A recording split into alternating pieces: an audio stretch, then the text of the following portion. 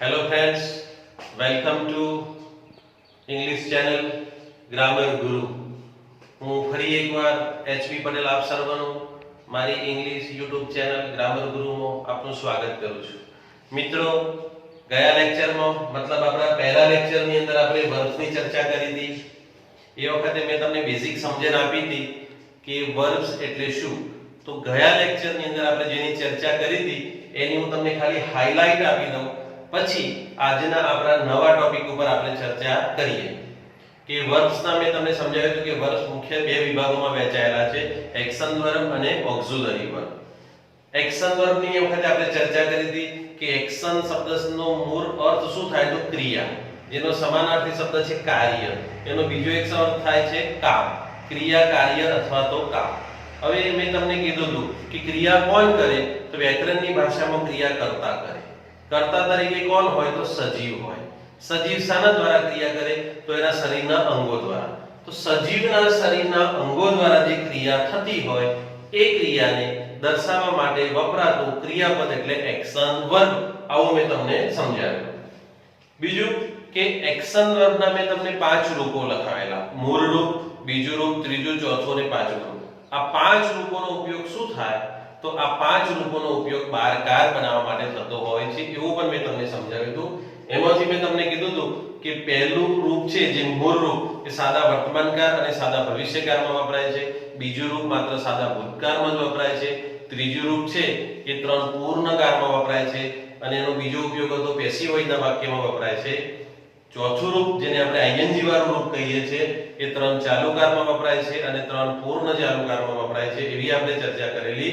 અને પાંચમું રૂપ એટલે એસ અથવા તો ઈએસ વાળું કે જેનો ઉપયોગ માત્ર સાદા વર્તમાન કાળમાં થાય છે, જેનો કરતા હી, સી, ઇટ હોય ત્યારે. ઓકે, આટલી આપણે ચર્ચા કરી હતી. હવે આજે એનો બીજો પાર્ટ આપણે એ વખતે જોયેલો, મતલબ ચર્ચા કરેલી કે ભાઈ એક્શન વર્બ અને ઓક્ઝિલરી વર્બ. તો પહેલા લેક્ચરમાં માત્ર આપણે એક્શન વર્બની ચર્ચા કરી હતી, જ્યારે બીજા લેક્ચરની અંદર આપણે હવે ચર્ચા કરીશું ઓક્ઝિલરી વર્બની. હવે આ વર્બ્સ તો બીજો પાર્ટ શરૂ થાય છે જેને આપણે ઓક્ઝિલરી અથવા તો હેલ્પિંગ વર્બ્સ તરીકે ઓળખતા હોઈએ છીએ. અહીંયા ઓક્ઝિલરી નો મતલબ થાય હેલ્પિંગ, અને હેલ્પિંગ શબ્દ મિત્રો શાના ઉપરથી આવે છે તો મૂળ ક્રિયાપદ છે હેલ્પ, અને હેલ્પ નો મતલબ થાય મદદ કરવી અથવા તો સહાય કરવી. એવા ક્રિયાપદો કે જે પોતે ક્રિયા કરતા નથી પરંતુ જે એક્શન વર્બ ક્રિયા કરે છે એ એક્શન વર્બને એનો કાર દર્શાવવા માટે એ પોતે સહાય કરે છે, એટલા માટે પોતે હેલ્પિંગ વર્બ બની જાય છે. કેવી રીતે તો હું તમને ડિટેલથી સમજાવું. એ પહેલા તમને સમજાવી દઉં કે ઓક્ઝિલરી વર્બ છે એ મુખ્યત્વે 3 પ્રકારના છે: primary auxiliary verb, model auxiliary verb અને ત્રીજા નંબર ઉપર છે માર્જિનલ ઓક્ઝિલરી વર્બ. આપણે જ્યારે સ્પર્ધાત્મક પરીક્ષાની મિત્રો ચર્ચા કરતા હોય ત્યારે આપણે કોઈ પણ ટોપિકને બહુ ડિટેલથી ભણવું પડતું હોય છે. કેમ કે ત્યાં સ્પર્ધા કોમ્પિટિશન હોય, ત્યાં લાખોની સંખ્યામાંથી 1000 વિદ્યાર્થીને સિલેક્ટ કરવાના હોય, એટલે પરીક્ષક એવા મુદ્દા શોધી લાવે કે જે માઇનોર હોય, જેને આપણે ઇગ્નોર કર્યા હોય, જ્યારે એવા જ મુદ્દા પરીક્ષામાં લઈ લેતો હોય છે. એટલે સ્પર્ધાત્મક પરીક્ષાની તૈયારી કરતી વખતે આપણે કોઈ પણ મુદ્દાને ઇગ્નોર ન કરી શકીએ, એને સ્કીપ કરી શકીએ નહીં. તો અહીંયા આપણે હાલ હું અત્યારે તમને ખાલી પ્રાઇમરી ઓક્ઝિલરી વર્બ વિશે સમજાવીશ. મોડલ ઓક્ઝિલરી આપણું જ્યારે નેક્સ્ટ લેક્ચર મતલબ રેગ્યુલર લેક્ચર આવશે એની અંદર પણ એક આ ટોપિક આખો આવશે, એમાં અલગથી લેક્ચર હશે. માર્જિનલ ઓક્ઝિલરી વર્બની પણ આપણે ચર્ચા કરીશું. મોટાભાગના વિદ્યાર્થીઓને પ્રાઇમરી ઓક્ઝિલરી વર્બ અને મોડલ ઓક્ઝિલરી વર્બનો કન્સેપ્ટ ક્લિયર હોય છે, પણ એ માર્જિનલની ખબર હોતી નથી. આપણે એક સ્પેશિયલ ટોપિક લેક્ચર લેશું અને એની અંદર હું માર્જિનલ ઓક્ઝિલરી વર્બ તમને અલગથી સમજાવીશ. એટલે આજના લેક્ચરમાં આપણે ચર્ચા કરીશું પ્રાઇમરી ઓક્ઝિલરી વર્બ કયા છે અને why they are called helping equal to auxiliary verb, કે એને શા માટે હેલ્પિંગ અથવા તો ઓક્ઝિલરી વર્બ તરીકે ઓળખવામાં આવે છે એ કન્સેપ્ટ હું તમને ક્લિયર કરાવીશ. તો મિત્રો we are going to discuss about the primary auxiliary verbs. કે આજે આપણે પ્રાઇમરી ઓક્ઝિલરી વર્બની ચર્ચા કરીએ તો there are 3 types of primary auxiliary verb. 3 પ્રકારના છે: to be ના, to have અને to do ના. Okay, is it clear? આ 3 પ્રકારના પ્રાઇમરી ઓક્ઝિલરી વર્બ થાય. મોટાભાગના વિદ્યાર્થીઓને એની ખબર હોય છે. કેમ કે આપણે અંગ્રેજી ભાષાની ભણવાની શરૂઆત જ્યારે પ્રાઇમરી સ્કૂલથી કરી હશે ને ત્યારથી આ વસ્તુ આપણે ભણતા આવ્યા છીએ. એના એ વખતના ઉપયોગો જુદા હતા અને અત્યારે આપણે આપણી પરીક્ષામાં એના ઉપયોગો જુદા થતા હોય છે. ખાલી એના ઉપયોગ ઉપર આપણે ફોકસ કરવાનું છે. તો તો આજે પહેલો ટોપિક આપણે લઈએ છીએ ટુ બી ના ક્રિયાપદ. મિત્રો મેં તમને ગયા લેક્ચરમાં કીધું હતું કે આપણા મુખ્યત્વે ત્રણ કાર છે, વર્તમાનકાળ, ભૂતકાળ અને ભવિષ્યકાળ. કેમ કે ગ્રામર છે ને એ કાર સાથે સંકળાયેલું છે, એટલે ગ્રામરનો કોઈ પણ ટોપિક બનતા હોય એની સાથે તમારે ટેન્સ ને લેવા જ પડે, સમજી લો. ખ્યાલ આવે છે કે નહીં? કોઈ પણ લગ્નનો પ્રસંગ હોય તો રસોઈ ગમે તે બનાવેલી હોય, મીઠાઈ સ્વીટ કોઈ પણ હોય, પણ દાળ અને ભાત કમ્પલસરી હોય. એવી રીતે ગ્રામરનો કોઈ પણ ટોપિક હોય એની અંદર મુદ્દો કોઈ પણ હોય, ટોપિક કોઈ પણ હોય, પણ ટેન્સ એ એની અંદર આવતી એક કોમન બાબત છે. ઓકે, એટલે ટુ બી ના ક્રિયાપદો છે. તો આપણે તો ત્રણ કારની ચર્ચા કરીએ તો વર્તમાન કાળ ટુ બી ના ક્રિયાપદો ત્રણ છે, એમ, ઇઝ અને આર. ઓકે, કોની સાથે વપરાય, ક્યારે વપરાય તમને ખબર છે જ, અને નહીં હોય તો આનું એક તમને સર્વનામો, કયા સર્વનામની સાથે કયું ક્રિયાપદ આવે એની પણ આપણે ચર્ચા કરી લેશું. રેડી? એના પછી બીજો કાળ છે ભૂતકાળ. ભૂતકાળના ટુ બી ના ક્રિયાપદો બે છે, વોઝ અને વેર. રેડી? ભવિષ્યકાળનો શેલ બી અને વિલ બી. અહીંયા ભવિષ્યકાળ દર્શાવવા માટે આપણને ખબર છે કે સહાયકારક ક્રિયાપદ તરીકે શેલ અને વિલ નો ઉપયોગ થાય છે. બી એ પોતે મૂળ ક્રિયાપદ છે. આપણને ખબર છે કે કોઈ પણ સહાયકારક ક્રિયાપદ હોય એના પછી બીજું ક્રિયાપદ આવે મૂળ સ્વરૂપે આવે, એટલે બી પોતે મૂળ સ્વરૂપે છે, એટલે શેલ કે વિલ આવ્યું તેની સાથે પોતે મૂળ સ્વરૂપે આવ્યું. એટલે ભવિષ્યકાળનું ટુ બી નું ક્રિયાપદ કયું બને? અહીંયા ભવિષ્યકાળ શેલ અને વિલ બતાવે છે, અને ટુ બી નું ક્રિયાપદ કયું બને? તો બી. એટલે ભવિષ્યકાળના ટુ બી ના ક્રિયાપદ તરીકે કયું ગણાય? તો બી ગણાય. જ્યારે ભવિષ્ય શા માટે? શેલ અને વિલ એ પોતે ભવિષ્યકાળ માટે વપરાય છે. રેડી? આ ત્રણ એ ટુ બી ના ક્રિયાપદો થયા. હવે આપણે આને શા માટે સહાયકારક ક્રિયાપદ તરીકે ઓળખીએ છીએ? why these are not called action verbs? કે આને એક્શન વર્બ કેમ કહેવામાં નથી આવતા એ હું હવે તમને સમજાવીશ. મિત્રો મેં અહીં એક વાક્ય લખેલું છે, I teaching English. અહીંયા તમે જોવો છો કે I એ સબ્જેક્ટ થયો, ટીચિંગ આ પાંચમું રૂપ આવ્યું, અરે સોરી ચોથું રૂપ આવ્યું ing વાળું. મેં તમને કીધું હતું કે જે ક્રિયાપદની પાછળ ing લાગેલું હોય ચોથું રૂપ બની જાય છે, અને ચોથું રૂપ કોનું બને? તો એક્શન વર્બ. એટલે ing એ શું બની ગયું? એક્શન વર્બ બની ગયું. જ્યારે ઇંગ્લિશ એ શું બની ગયું? ઓબ્જેક્ટ મતલબ કર્મ બની ગયું. અહીંયા કર્તા છે, આ ક્રિયાપદ છે, અને આ કર્મ બની ગયું. સમજી લો આ કયું ક્રિયાપદ છે? તો એક્શન વર્બ છે. કેમ એક્શન વર્બ છે? કારણ કે એનું રૂપ બનેલું છે, ing લાગેલું, કારણ કે ing એક્શન વર્બ સિવાય કોઈની પાછળ લાગે નહીં. રેડી? હવે જ્યારે તમને પૂછવામાં આવે કે ભાઈ આ કયા કાળનું વાક્ય થયું, તો 99% વિદ્યાર્થીઓ એવું સમજે છે કે ing લાગેલું હોય એટલે ચાલુ વર્તમાન કાળ જ હોય. સમજી લો મિત્રો કે ing નો મતલબ જ આપણે ચાલુ વર્તમાન કાળ સમજતા હોઈએ છીએ. પણ મિત્રો ing એ ત્રણ ચાલુ કાળ અને ત્રણ પૂર્ણ ચાલુ કાળમાં વપરાય છે. ચાલુ વર્તમાન કાળમાં ing વપરાય, ચાલુ ભૂતકાળમાં વપરાય, અને ચાલુ ભવિષ્યકાળમાં વપરાય. તો ing ને તમે એવું ના કહી શકો કે ચાલુ વર્તમાન કાળનું વાક્ય છે. કેમ કે તમે જો ing ને ચાલુ વર્તમાન કાળનું કહો તો ચાલુ ભૂતકાળનું પણ ગણાય અને ચાલુ ભવિષ્યકાળનું ગણાય. તો ing એકલું છે એ પોતે કોઈ કાર બતાવતું નથી, એ પોતે એક્શન વર્બ છે. એક્શન વર્બ શું બતાવે? તો ક્રિયા બતાવે. સમજી લો. તો હવે આ વાક્ય કયા કાળનું છે? તો મેં તમને ગયા લેક્ચરમાં કીધું હતું કે ભાઈ પહેલું રૂપ વર્તમાનકાળ ભવિષ્યકાળ, બીજું રૂપ ભૂતકાળ, ત્રીજું રૂપ પૂર્ણકાળ બતાવે અને ચોથું રૂપ ચાલુકાળ બતાવે છે. તો આને આ ચોથું રૂપ છે એટલે ચાલુકાળ બતાવવા માટે એ ક્રિયા ચાલુ છે એ બતાવે છે. સમજી લો. પણ એનો કાળ બતાવવા માટે શું કરવું પડે? તો ing એ પોતાની ક્રિયાનો કાળ દર્શાવવા માટે એને સહાયકારક ક્રિયાપદોની સહાય લેવી પડતી હોય છે. તો જ્યારે કોઈ પણ વાક્યમાં ing આપેલું હોય તો ing ને કોણ સહાય કરે? તો ટુ બી નું ક્રિયાપદ સહાય કરે. સમજી લો. દરેક એક્શન વર્બને એક સહાયક આપેલો છે. જેમ કોઈ પણ મિનિસ્ટર હોય તો એને એક પીએ આપેલો હોય, સચિવ હોય તો એને એક ડેપ્યુટી સચિવ આપેલો, સેક્રેટરી આપેલો હોય. એવી રીતે દરેક એક્શન વર્બને એક સહાયક આપેલો છે. તો ing છે તો ing નો સહાયક કોણ? તો ing નો સહાયક કોણ બની જાય? તો ટુ બી બની જાય. તો અહીંયા તમારે જોવું હોય તો I છે તો I ની સાથે વર્તમાન કાળમાં શું આવે? તો વર્તમાન કાળમાં કોઈ પણ વાક્યના કર્તા તરીકે I હોય તો વર્તમાન કાળમાં શું આવે? am આવે. સમજી લો. તો જો તમે અહીંયા am મૂકો છો તો અહીંયા તમને હવે ખબર પડશે કે am એ શું બતાવે છે? તો am એ વર્તમાન કાળ બતાવે છે. જ્યારે ing શું બતાવે છે? ક્રિયા ચાલુ છે એ બતાવે. તો હવે આ વર્તમાન ચાલુ વર્તમાન કાળ થયો. કેમ ચાલુ વર્તમાન કાળ? કે ટીચિંગ એ ચાલુ ક્રિયા બતાવે છે અને એમ એ વર્તમાન કાળ બતાવે છે. એટલે હવે આ કયો કાળ બની ગયો? ચાલુ વર્તમાન કાળ. જો અહીંયાથી એમ જતો રહે તો કોઈ જ કાળ નથી. સમજી લો. એવી રીતે જો તમારે ભૂતકાળ બનાવવું હોય તો ભૂતકાળના બે છે, વોઝ અને વેર. તો I ની સાથે શું આવે? I ની સાથે વોઝ આવે. I was. તો આ ચાલુ કાળ છે, આ ભૂતકાળ છે, આ ચાલુ ભૂતકાળ થઈ ગયું. સમજી લો. એવી રીતે ભવિષ્યકાળમાં શેલ બી અને વિલ બી છે તો આઈ કે વી હોય તો એની સાથે જનરલી આપણે શેલ બી નો ઉપયોગ કરીએ, બાકી બધાની સાથે વિલ બી નો ઉપયોગ કરીએ છીએ. તો આઈ ની સાથે આપણે શેલ બી મૂકીએ તો ભવિષ્યકાળ થાય. અચાલુ કાળ આ શું બની ગયું? અચાલુ ભવિષ્યકાળ. હવે તમે અહીંયા જુઓ છો કે અહીંયા ક્રિયા કોણ કરે છે? તો ક્રિયા એક્શન વર્બ કરે છે, ટીચિંગ. તો એ ટીચિંગ દ્વારા જે ક્રિયા થાય છે એ ટીચિંગ દ્વારા થતી ક્રિયાનો કાળ કોણ બતાવે છે? તો એમ, વોઝ અને વિલ બી. તો મિત્રો તમને ખબર પડી હશે કે જો એમ પોતે ક્રિયા કરતું નથી, વોઝ પોતે ક્રિયા કરતું નથી, શેલ બી પોતે પણ ક્રિયા કરતું નથી. ક્રિયા કોના દ્વારા થાય છે? તો આ ટીચિંગ એક્શન વર્બે ક્રિયા કરે છે, સમજી લો. તો એના દ્વારા થતી ક્રિયાનો સમય બતાવવા માટે એમ, વોઝ અને શેલ બી આ ટીચિંગ ને સહાય કરે છે. એટલા માટે પોતે કયા ક્રિયાપદો બની ગયા? તો આ સહાયકારક ક્રિયાપદો બની ગયા. રેડી?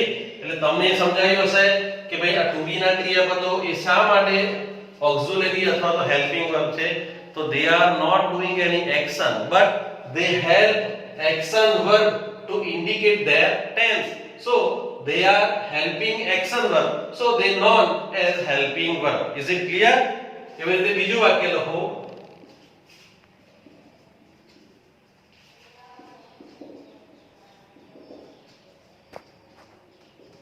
અહીંયા તમે જોઈ શકો છો કે એ સિંગિંગ આપેલું છે, એક્શન વર્બ થયું. હવે આઈએનજી પોતે શું બતાવે? આઈએનજી ક્રિયા ચાલુ છે બતાવે છે. રેડી? હવે અહીંયા કરતા સબ્જેક્ટ તરીકે કોણ આપેલું છે? મોના છે. મોના સિંગિંગ અ સોંગ. હવે મેં તમને આગળ કીધું બરાબર, સિંગિંગ પોતે પણ કોઈ ક્રિયા કરતું, અરે સોરી, કોઈ કાર બતાવતું નથી. એ શું બતાવે છે? માત્ર ને માત્ર ક્રિયા બતાવે છે. બરાબર? હવે આ કયા કારની ક્રિયા છે? તો મોનાની સાથે વર્તમાન કાળમાં શું આવે? ઇઝ આવે. તો અહીંયા તમે મૂકશો મોના ઇઝ, તો ઇઝ એ વર્તમાન કાળ બતાવે છે, સિંગિંગ એ ચાલુ ક્રિયા બતાવે છે, એટલે ચાલુ વર્તમાન કાળ. મોનાની સાથે ભૂતકાળમાં શું આવી જાય? વોઝ. તો આ કયો કાળ થયો? ભૂતકાળ. તો કયો? આઈએનજી છે એટલે ચાલુ, અને વોઝ એટલે ભૂતકાળ એટલે ચાલુ ભૂતકાળ. મોનાની સાથે ભવિષ્યકાળમાં શું આવશે? વિલ બી આવે. તો અહીંયા વિલ બી એ ભવિષ્યકાળ બતાવે છે, જ્યારે સિંગિંગ એ શું બતાવે છે? ચાલુ સિંગિંગ ચાલુ ક્રિયા બતાવે છે, વિલ બી એ ભવિષ્યકાળ બતાવે છે, એટલે ચાલુ ભવિષ્યકાળ. તો આ પોતે પણ શું થઈ ગયા? તો આ પોતે પણ સહાયકારક ક્રિયાપદો થઈ ગયા. રેડી? હવે બીજું એક તમને આગળ સમજાવું કે ટુ બી ના ક્રિયાપદોના ઉપયોગો શું થાય? તો ટુ બી ના ક્રિયાપદના મુખ્ય 3 ઉપયોગો છે. ટુ બી ના ક્રિયાપદો 3 જગ્યાએ વપરાય. પહેલો ઉપયોગ કયો? તો 3 ચાલુ કાળનો. આ તમે ઉપર જોયું એ પ્રમાણે ચાલુ વર્તમાન કાળ હોય તો એમિઝાર સાથે આઈએનજી આવે. હવે તમારે મિત્રો આટલું યાદ રાખવાનું ઇન શોર્ટ ની અંદર કે ચાલુ કાળ એટલે શું? તો ચાલુ કાળનો મતલબ શું થાય? તો ચાલુ કાળનો મતલબ થાય ટુ બી પ્લસ આઈએનજી. આટલું જ યાદ રાખવાનું. ટુ બી પ્લસ આઈએનજી એટલે ચાલુ વર્તમાન કાળ. કેમ? કે એમિઝાર સાથે આઈએનજી આવે, એમિઝારની સાથે આઈએનજી આવે એટલે ચાલુ વર્તમાન કાળ. કારને બહુ સિરિયસલી લેવાની જરૂરત નથી મિત્રો, સમજી લો. આનો કન્સેપ્ટ ક્લિયર હશે તો કાર આવડી જશે. એટલે એમિઝાર સાથે આઈએનજી હોય તો ચાલુ વર્તમાન કાળ, વોઝ વેર સાથે આઈએનજી આવે તો ચાલુ ભૂતકાળ, અને શેલ બી કે વિલ બી સાથે આઈએનજી આવે તો ચાલુ ભવિષ્યકાળ. રેડી? એટલે કાર ચાલુ કાળનો મતલબ શું થાય? To be plus ING. એટલે 3 ચાલુ કાળમાં ટુ બી નો વપરાય. બીજો ઉપયોગ શું થાય ટુ બી ના ક્રિયાપદનો? તો પેસિવ વોઇસ ના વાક્યમાં. પેસિવ વોઇસ ના વાક્યમાં ટુ બી ના ક્રિયાપદનો ઉપયોગ થાય. એ જ્યારે પેસિવ વોઇસ આવશે ત્યારે તમને હું સમજાવીશ, પણ અત્યારે તમારે યાદ રાખવાનું કે પેસિવ વોઇસ ના વાક્યમાં ટુ બી નું ક્રિયાપદ ક્યાં વપરાય? તો તમને ખબર છે કે એક્ટિવ વોઇસ ના વાક્યને જ્યારે પેસિવ વોઇસમાં કન્વર્ટ કરીએ એટલે કર્મ આગળ આવે છે, અને કર્મ અને કારણ અનુસાર ટુ બી નું ક્રિયાપદ આવે, અને ટુ બી ના ક્રિયાપદની પછી ભૂત કૃદંત આવે. એટલે તમારે શું યાદ રાખવાનું કે આવું યાદ રાખવાનું કે ચાલુ કાળ એટલે શું? તો ટુ બી પ્લસ આઈએનજી, અને પેસિવ વોઇસ એટલે શું? તો પેસિવ વોઇસ નો મતલબ થાય ટુ બી પ્લસ ભૂત કૃદંત. કેવી રીતે જુઓ, હું તમને એક્ઝામ્પલ સાથે સમજાવું. મિત્રો ટુ બી ના ક્રિયાપદના મેં તમને કીધું એ પ્રમાણે મુખ્ય 3 જ ઉપયોગો છે. પહેલો ઉપયોગ શું થાય? તો 3 ચાલુ કાળમાં વપરાય. મેં તમને આગળ સમજાવ્યું એ પ્રમાણે કે ચાલુ કાળ એટલે શું થાય? તો ટુ બી પ્લસ આઈએનજી. એમિઝાર સાથે આઈએનજી આવે તો ચાલુ વર્તમાન કાળ, વોઝ વેર સાથે આવે તો ચાલુ ભૂતકાળ, અને શેલ બી કે વિલ બી સાથે આઈએનજી આવે તો ચાલુ ભવિષ્યકાળ. એના પછીનો બીજો ઉપયોગ શું છે? તો પેસિવ વોઇસ ના વાક્યમાં વપરાય. એક્ટિવ વોઇસ ના વાક્યને પેસિવ વોઇસમાં ફેરવવું હોય તો ત્યાં ટુ બી ના ક્રિયાપદની જરૂરત પડે. હવે ઘણા લોકો પેસિવ વોઇસ બનાવવા માટે એટલું ડિટેલથી એટલું લાંબુ કરે છે ને, પણ તમારે એટલું બધું યાદ રાખવાની જરૂરત નથી. કેમ? કે તમે અંગ્રેજી ભાષા શા માટે ભણી રહ્યા છો? તો તમારો હેતુ સ્પર્ધાત્મક પરીક્ષામાં પૂછાતા ઇંગ્લિશની અંદરથી 70 થી 80% માર્ક્સ તમે લાવી દો, અને તમે જે અપેક્ષિત નોકરી ધારી હોય એ નોકરી તમને મળી જાય પછી તમારે આ અંગ્રેજીને તમારે કોઈ લેવા દેવા હોતો નથી. એટલે કેમ કરીને ઓછી મહેનતે આપણે અંગ્રેજી સારી રીતે ભણી શકીએ એ આપણો હેતુ હોવો જોઈએ અને એ હેતુ તમારો અહીંયા મારી આ ગ્રામર ગુરુ ચેનલમાં સિદ્ધ થશે. હવે પેસિવ વોઇસમાં કેવી રીતે? તો મિત્રો મેં તમને મારા પહેલા લેક્ચરમાં જ્યારે એક્શન વર્બ સમજાવ્યા ત્યારે મેં તમને કીધું હતું કે અહીંયા મેં એક સેન્ટેન્સ લખ્યું છે વિમલ ઇટ્સ એન એપલ કે અહીંયા ઇટ્સ એ પાછું રૂપ થયું. આ ક્રિયાપદો મિત્રો ખાસ તૈયાર કરવા પડશે. એક્શન વર્બ સમજી લો. મેં મારા પર્સનલ જે ક્લાસીસ ગાંધીનગર ખાતે ચાલે છે એની અંદર મેં વિદ્યાર્થીઓને સ્પેશિયલ ક્રિયાપદો તૈયાર કરાવેલા છે. એને બહુ ડિટેલથી સમજાવેલું છે કે ભાઈ પહેલું રૂપ ક્યારે વપરાય, બીજું, ત્રીજું, ચોથું અને પાંચમું રૂપ અને એના કેવી રીતે બને એ ડિટેલથી એને સમજાવેલું છે. સમજી લો. હવે ઇટ્સ એ પાંચમું રૂપ થયું. મેં તમને પહેલા લેક્ચરમાં કીધું કે પાંચમું રૂપ એ શું બતાવે? વર્તમાન કાળ બતાવે. હવે બેઝિકલી આપણે જ્યારે અત્યારે we are not discussing about active voice and passive voice, mind well, we are discussing about only auxiliary verbs કે આપણે અત્યારે માત્ર auxiliary verb ની ચર્ચા કરીએ છીએ. પણ એ auxiliary verb એ passive voice માં વપરાય છે to be નું ક્રિયાપદ. તો આપણને ખ્યાલ હોવો જોઈએ કે to be નું ક્રિયાપદ કઈ જગ્યાએ વપરાય છે. તો જ્યારે આપણે આગળના ટોપિકો ભણીએ તો આપણો એનો કન્સેપ્ટ આપણા દિમાગમાં ક્લિયર હોય. રેડી? તો જો હવે બેઝિકલી પેસિવ વોઇસ નો મતલબ શું થાય? તો કર્મની રચના. કર્મની રચના બનાવવા માટે આપણે શું કરીએ? તો કર્મને આગળ લાવી દઈએ. તો આ વાક્યની અંદર કર્મ કયું બની? એન એપલ બની ગયું. An apple. હવે અહીંયા તમે જુઓ છો કે કોઈક વ્યક્તિને પૂછવામાં આવે કે ભાઈ પેસિવ વોઇસ એટલે શું? તો પેસિવ વોઇસ નો મતલબ એ શું કરે કે પેસિવ વોઇસ એટલે કર્મની રચના. તમે પેસિવ વોઇસ નું ગુજરાતી કર્યું. પેસિવ વોઇસ નો મીનિંગ શું થાય? તો પેસિવ વોઇસ નો મીનિંગ તમારે શું યાદ રાખવાનો કે passive voice equal to be plus ભૂતકૃદંત. આટલું યાદ રાખવાનું. જેમ ચાલુ કાળનો મતલબ શું થાય? To be plus ING. To be ની સાથે આઈએનજી આવે એટલે ચાલુ કાળ બને અને ટુ બી ની સાથે ભૂતકૃદંત. ભૂતકૃદંત એટલે ત્રીજું રૂપ આવે એટલે પેસિવ વોઇસ બની જાય. હવે અહીંયા તમે જુઓ છો કે આ કયો કાળ છે? પાંચમું રૂપ એટલે વર્તમાન કાળ. હવે વર્તમાન કાળના ટુ બી ના ક્રિયાપદો કયા? એમ, ઇઝ અને આર. ઓકે? તો આ એન લાગ્યું એટલે એક વચન થઈ ગયું. તો વર્તમાન કાળમાં એક વચનની સાથે શું આવે? ઇઝ આવે. આઈ હોય તો જ એમ આવે. હી, સી, ઇટ સાથે ઇઝ આવે અને બહુવચનમાં આર આવે. એટલે એક વચન થયું એટલે અહીંયા શું આવે? ઇઝ આવે.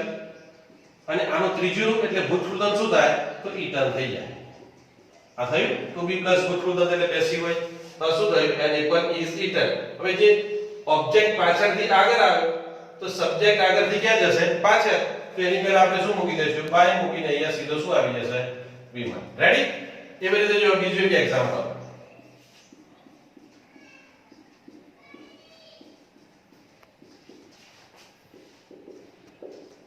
અહીંયા લખ્યું છે મેં drank. Kamal drank juice.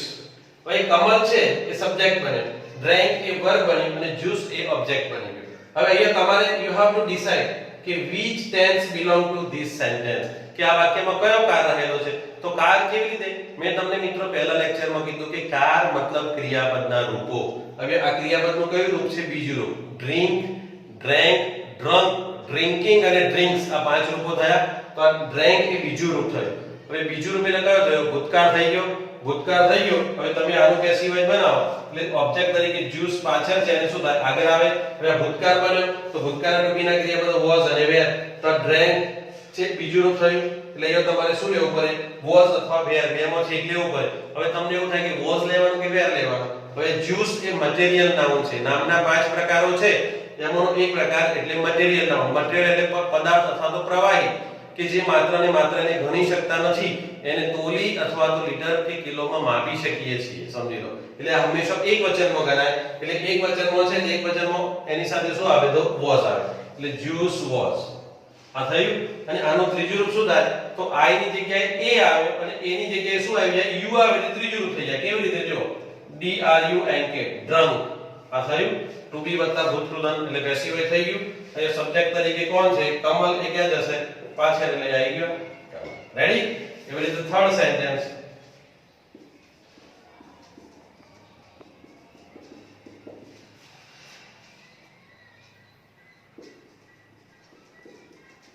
Ready? હવે તમે એ જોવો છો કે અહીંયા કયો ટેન્સ થયો? તો શેલ સાથે મૂળ રૂપ આવ્યું. હવે શેલ કે વિલ સાથે મૂળ રૂપ આવે એટલે ભવિષ્યકાળ થાય. we shall visit રાસલોડ કે અમે રાસલોડની મુલાકાત લેશું. હવે યો ઓબ્જેક્ટ કયો બની ગયો? રાસલોડ. સબ્જેક્ટ કોણ છે? we. હવે આને તમારે પેસિવ વોઇસમાં કન્વર્ટ કરવું હોય તો રાસલોડ ક્યાં આવી જાય? આગળ આવી જાય રાસલોડ. હવે I કે we હોય તો shall, બાકી બધાની સાથે શું આવી જાય? will આવી ગયું. હવે will આવી ગયું. હવે will છે તો એની સાથે to be ના ક્રિયાપદ તરીકે શું આવે? be આવે. એટલે યો will be થયું અને આનું ત્રીજું રૂપ શું થાય? તો visited થઈ જાય. આ will be visited થયું. હવે અહીંયા પેસિવ હોય તો to be વત્તા ભૂતકૃદંત જો be visited. આ પેસિવ વોઇસ બન્યું. will એ શું બતાવે છે? તો ભવિષ્યકાળ બતાવે છે. અહીંયા will નું સ્ટેન્ડ શું છે? તો will indicate future tense માં એટલે ભવિષ્યકાળ બતાવે છે. be visited A passive voice થઈ ગયું. હવે અહીંયા સબ્જેક્ટ તરીકે શું છે? સર્વનામ છે. મિત્રો આપણે આગળના જેમ જેમ આપણા લેક્ચર સિરીઝ ચાલશે તેમ હું એક ટોપિક તમને ક્લિયર કરાવતો જઈશ. હવે સર્વનામ છે, નામ પોતાનું સ્થાન બદલે, પોતાનો રોલ બદલે છે, આકાર બદલતું નથી. જ્યારે સર્વનામ છે એ પોતાનું સ્થાન બદલે ને તે પોતાનો રોલ અને આકાર બદલાઈ જાય છે. અહીંયા બી કર્તા તરીકે છે, જ્યારે પોતે અહીંયા આવે એટલે શું થાય? કર્મના સ્થાને થઈ જાય એટલે શું થઈ ગયું? તો અસ થઈ ગયું. રેડી? એટલે રાસલોડ will be visited by us. Is it clear? કે ભાઈ to be ના ક્રિયાપદના પહેલો ઉપયોગ શું થાય? ત્રણ ચાલુકારમાં. ત્રણ ચાલુકારમાં વપરાય એટલે ચાલુકારનો મતલબ શું કરવાનો? to be plus ing. બીજો ઉપયોગ શું થાય? તો પેસિવ વોઇસનો. પેસિવ વોઇસનો મતલબ શું કરવાનો? to be plus ભૂતકૃદંત. રેડી? હવે એનો ત્રીજો ઉપયોગ શું થાય? સજીવ કે નિર્જીવની ઓળખ દર્શાવવા માટે. એનું પોઝિશન સ્ટેટ કરે છે કે વ્યક્તિનું હાલનું સ્ટેટસ શું છે, ભૂતકાળનું શું હતું અને ભવિષ્યનું શું હશે તે. એટલે to be ના ક્રિયાપદના મુખ્ય ત્રણ જ ઉપયોગો છે. પહેલો ઉપયોગ ત્રણ ચાલુકારમાં to be plus ing, બીજો ઉપયોગ પેસિવ વોઇસમાં જેનો મતલબ થાય to be plus ભૂતકૃદંત અને ત્રીજો ઉપયોગ શું થાય? સજીવ કે નિર્જીવની ઓળખ. હવે આ કેવી રીતે વપરાય એના હું તમને એક્ઝામ્પલ આપું તો જુઓ.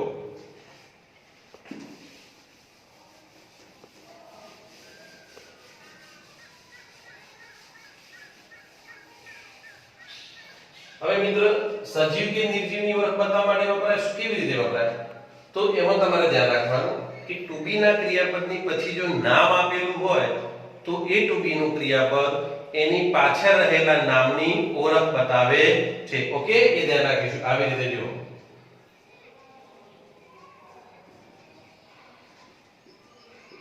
આઈ ગયું એમ. અહીંયા પોતે ટીચરે શું થયું? નામ થયું. તો આ નામ થયું તો નામની ઓળખ બતાવે છે.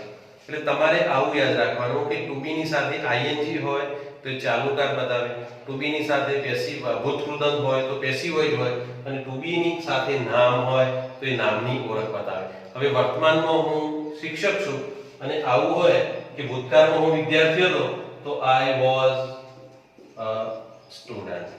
તો મારી ભૂતકાળની ઓળખ શું હતી? સ્ટુડન્ટ તરીકે. ને અહીંયા શું આવી ગયું? was આવી ગયું.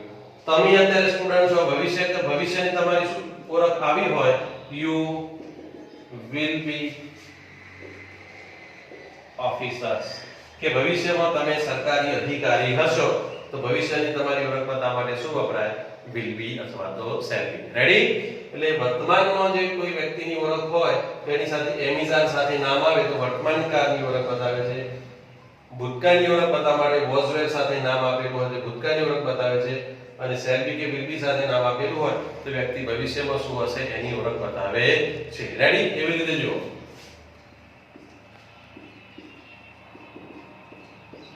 she is a girl. આ is આવી ગયું, પાછળ નામ આવી ગયું. he was an MLA. આ was આવી ગયું કે ભાઈ ભૂતકાળ ગઈ પંચવર્ષ યોજનાની અંદર એ પોતે MLA હતા, અત્યારે નથી અને અત્યારે કોઈ ના હોય અને બીજી ટર્મમાં જીતી જાય તો he will be an MLA કે ભવિષ્યમાં MLA હશે. એટલે આ વસ્તુ ધ્યાન રાખીશું કે એમિઝાર સાથે નામ આવે તો વર્તમાનની ઓળખ બતાવે છે, was were સાથે આવે તો ભૂતકાળની ઓળખ બતાવે છે અને shall be કે will be સાથે આવે તો ભવિષ્યકાળની. ઓકે મિત્રો, તમને to be ના ક્રિયાપદના ઉપયોગો ક્લિયર થઈ ગયા હશે. ફરી એકવાર કે આ ઓક્ઝિલરી વર્બની અંદર પહેલું જોઈએ પ્રાઇમરી ઓક્ઝિલરી વર્બ ત્રણ છે to be, to have અને to do. એમાં to be ના ક્રિયાપદોના વર્તમાનકાળના એમિઝાર, ભૂતકાળના was were, ભવિષ્યકાળના shall be અને will be. એમાં મેં તમને to be ના ક્રિયાપદોના ઉપયોગો સમજાવ્યા. તો to be ના ક્રિયાપદના મુખ્ય ત્રણ ઉપયોગો છે. એક ફ્રોમ ચાલુ કાળમાં વપરાય જેનો મતલબ થાય ટુ બી પ્લસ આઈએનજી. બીજો ઉપયોગ છે પેસિવ વોઇડમાં જેનો મતલબ થાય ટુ બી પ્લસ ભૂતકૃદંત. અને ત્રીજો ઉપયોગ છે સજીવ કે નિર્જીવની ઓળખ દર્શાવવા માટે તો જેનો મતલબ થાય ટુ બી પ્લસ નામ. રેડી? હવે તમને એમ થશે કે એ બધા સજીવ આવે નિર્જીવ કેવી રીતે? તો ધારો કે જુઓ આ પેન નિર્જીવ થઈ તેની સાથે શું આવ્યું? સજીવની ઓળખ સમય અંતરે બદલાતી રહે છે, નિર્જીવની ઓળખ બદલાતી હોતી નથી. આજે તમે વિદ્યાર્થી છો, ભવિષ્યમાં તમે ઓફિસર હશો. જ્યારે આ પેન અત્યારે પેન છે, ગઈકાલે પણ પેન હતી અને આવતીકાલે નહીં 100 વર્ષ પછી પણ આ શું હશે? તો આની આ પોઝિશનમાં મૂકી રાખવામાં આવશે તો 100 વર્ષ પછી આ પેનની પેન. એટલે સજીવ પોતાની ઓળખ બદલે છે, નિર્જીવ બદલતું નથી. ઓકે, હવે આ પહેલો ઓક્ઝિલરી વર્બમાં આપણે પહેલું જોયું ટુ બી ના. આપણો લેક્ચર આવશે તો એ લેક્ચરની અંદર આપણે ટુ હેવ અને ટુ ડુ ના ક્રિયાપદોનો ઉપયોગ સમજીશું. Okay, have a nice day. Good bye.